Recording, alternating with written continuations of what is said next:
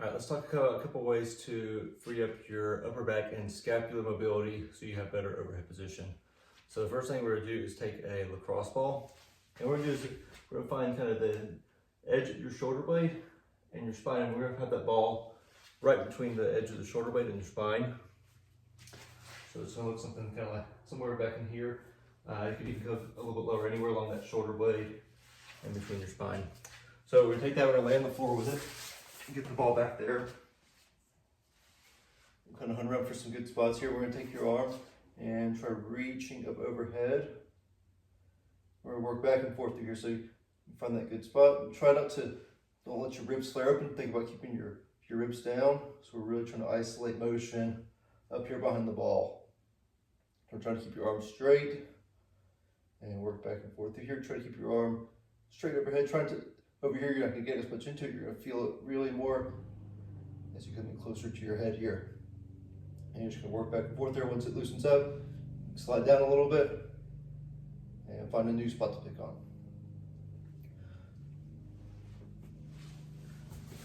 So you may do that 15, 20 times.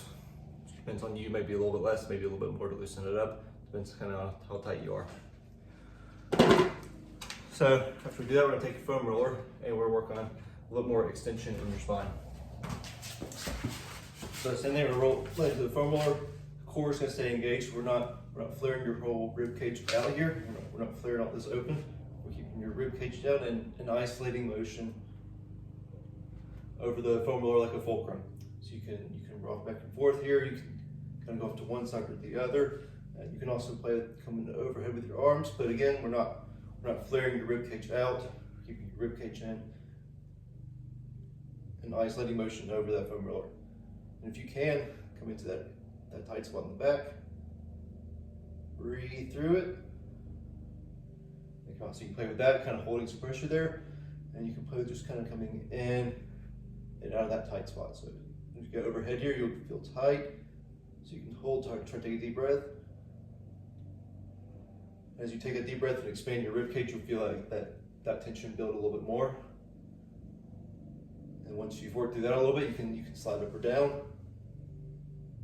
And same thing, just remember that we don't want to flare your whole rib cage. So rib cage down, isolate motion to where you're trying to work. And same thing, spend a few minutes, maybe go 15, 20, maybe more, maybe less. Passes back and forth through there. Once you feel like you've loosened up a little bit, you kind of can recheck motion. We should feel like you can go a little bit further than before. And another thing, so we can kind of stretch some of this area in the back of the shoulder blade here. You can do this on a door frame where you kind of hold onto the door and turn away, but it tends to make you grip a little bit, and the more you grip with your hand, the more tension you're going to have in your shoulder. So the band's nice, so you can put your hand through the band.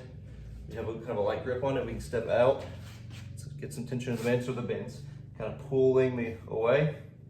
I can rotate my hand up, and then I can kind of twist into it more. I can hold pressure through my hand here, or I can kind of twist into it more. But the big thing is, if we have our shoulder blade pulled back, we're not going to feel that. We may feel a little bit in the shoulder here, but we're just relaxing, letting that shoulder stretch into it.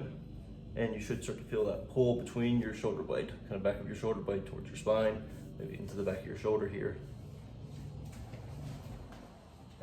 And we're going to spend 2 or 3 minutes working in and out of that position. You can work with coming in and out here. You can take your other hand and really kind of force that rotation. But spend a couple minutes playing through those and try to loosen it up.